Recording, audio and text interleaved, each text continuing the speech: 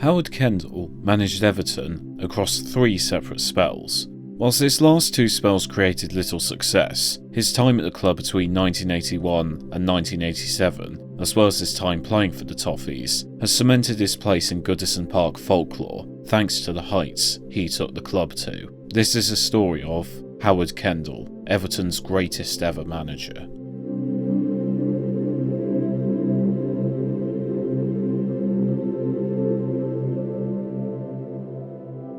Howard Kendall was born on the 22nd of May 1946 in Ryton, Gateshead. He would join Preston as an apprentice in 1961, turning professional 2 years later. He played in the 1964 FA Cup final, becoming the youngest ever player to appear in a Wembley final. Unfortunately, Kendall would be on the losing side, with West Ham defeating Preston 3-2. Kendall started his career out as a defender and was wanted by Bill Shankly at Liverpool, but the club couldn't provide the funds to sign him, and so Kendall would move to the other side of Stanley Park and joined Everton for £85,000 in 1967. He moved into midfield and would play alongside Alan Ball and Colin Harvey, with this trio of players becoming known as the Holy Trinity. He would reach the FA Cup final again in 1968, but once more was on the losing side. He would get his first major honour soon after though, with Everton winning the First Division title in the 69-70 season. Kendall would captain the Toffees for a few seasons before he was sold to Birmingham City in 1974. He would have spells at Stoke and Blackburn, and he was a player-manager at the latter.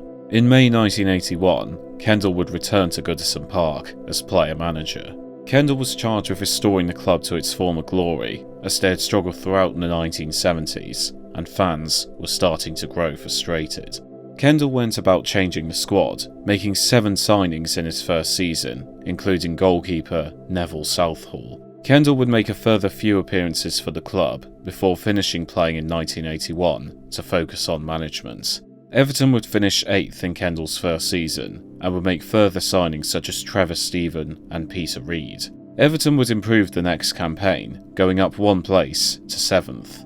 But the season after that started poorly, and midway through the campaign, Everton were looming around the relegation zone, with Kendall's job on the line. Striker Andy Gray was purchased from Wolves in the hope of improving the club's fortunes, and the second half of the season would be a huge change. Everton would lose just 4 more times and reach the League Cup final, narrowly missing out to Liverpool. They would finish the season in 7th and had a second chance at some silverware. Everton had reached the 1984 FA Cup final, where they would face Watford. Kendall, twice a loser in the FA Cup final, had a third chance to get his hands on the famous trophy. Watford had a great early chance through John Barnes, but afterwards it was clear who the winner was going to be. On the 38th minute, Graham Sharp slotted the ball in off the post to give Everton the lead. In the 51st minute, Trevor Steven crossed the ball into the middle. Watford goalkeeper Steve Sherwood stretched for it, but Andy Gray headed it out of his hands and into the net. Many claimed Sherwood was fouled, but the goal was given. Everton held on to their 2-goal advantage, and the FA Cup was theirs. Howard Kendall had finally won the famous trophy, and Everton had their first major honour since the league title in 1970. Kendall had turned the club's fortunes around, and it was the start of something big. Having faced shouts of Kendall out at the start of the campaign, Howard Kendall had proved himself to be the man who could take the club forward. Everton would start the next season poorly, with a 4-1 home defeat to Spurs, making their fans anxious. But things soon started to swing in their favour. A 5-0 win over Manchester United showed the Toffees were a force to be reckoned with, and they also did the double over Liverpool, which included their first win at Anfield for 14 years. Everton's fine form continued throughout the season, and in May, a 2-0 win over QPR sealed Everton the First Division title. They won in style, finishing on an incredible 90 points, 13 clear of rivals Liverpool. Everton were back on top and were now chasing a treble. They had reached the FA Cup final again and were also in the European Cup Winners' Cup final. Everton had never tasted glory in Europe, and Kendall was keen to change this. Everton had defeated University College Dublin, Inter Bratislava and Fortuna Sittard to set up a semi-final face-off with Bayern Munich. Everton held out the Bavarians in the away leg at the Olympiastadion, and everything would be riding on the second leg. In the 38th minute, Dieter Hoeneß put Bayern ahead, and with the score 1-0 at half-time, Everton had 45 minutes to save their European dream. The Toffees emerged for the second half all guns blazing. Graham Sharp headed in an equaliser in the 48th minute to send Goodison wild. A trademark Gary Stevens long throw caused havoc in the Bayern penalty area, and Andy Gray tapped the ball into an empty net to give Everton the lead. Everton was 17 minutes away from the final. And in the 86th minute, Trevor Steven was sent through on goal by Andy Gray. Steven curled the ball beyond the goalkeeper and into the net as Goodison Park erupted. The game finished 3-1 and Everton were in the final. Everton had the chance to win their first ever European honour. Everton travelled to Rotterdam to face Rapid Vienna in the final. The first half finished goalless, but in the 58th minute, an Andy Gray volley put Everton in front. From this point on, the result seemed to be a foregone conclusion. Trevor Steven added a second in the 73rd minute, and although Rapid had got one back in the 85th minute, Kevin Sheedy responded only a minute later to seal the game for Everton. The game was finished, and Everton had won the European Cup Winners' Cup. Howard Kendall had taken the club to a phenomenal feat they had not experienced before, and they had won the tournament in style. Only a few days after the victory, Everton faced an FA Cup final against Manchester United.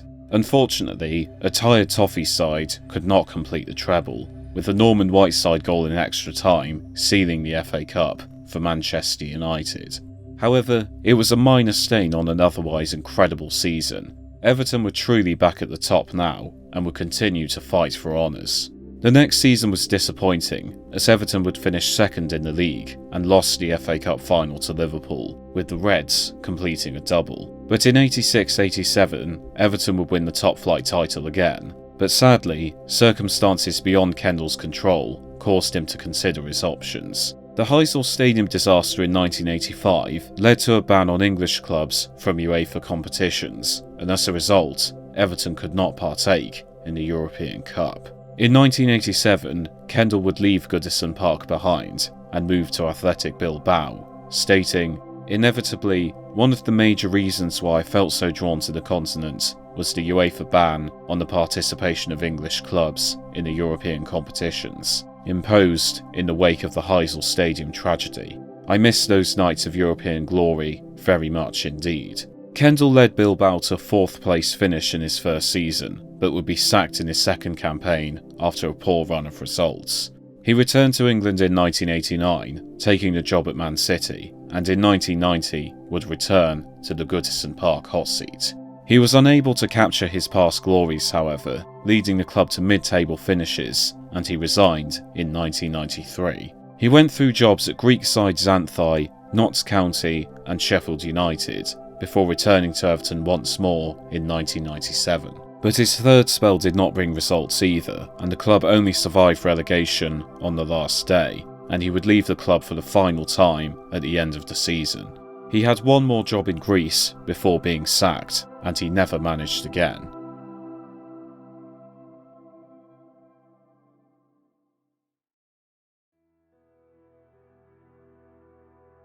Howard Kendall died on the 17th of October 2015 at the age of 69. He received an outpouring of tributes from the Everton faithful, who were heartbroken by the loss of their greatest ever manager. In 2019, a statue of the Holy Trinity of Ball, Harvey and Kendall was unveiled outside Goodison Park, immortalising Kendall's place as a Toffee legend. Since Kendall's first managerial spell at Everton, the club have only won one more major trophy. Kendall was able to take the club to levels of success they have not seen before or since, with 4 major honours in his first spell, including a European title. What he did for the club as a player and manager remains legendary, and he will be adored for all eternity by the Toffee faithful, for the glory that he was able to help Everton Football Club experience.